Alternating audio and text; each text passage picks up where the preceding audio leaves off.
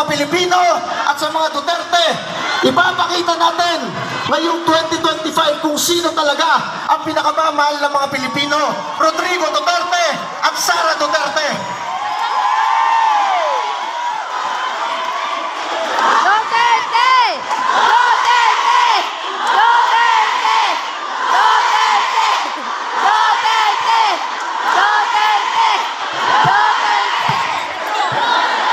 Alam nyo, bilang anak ng isang domestic helper, alam ko ang hirap ng mga OFWs buong mundo.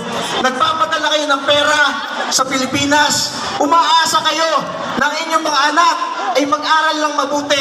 Sino lamang ang kaisa-isang leader ng Pilipinas na nagpoprotekta sa ating mga anak, sa mga anak ng OFWs? Para ilayo sila sa mga durugista at kriminal.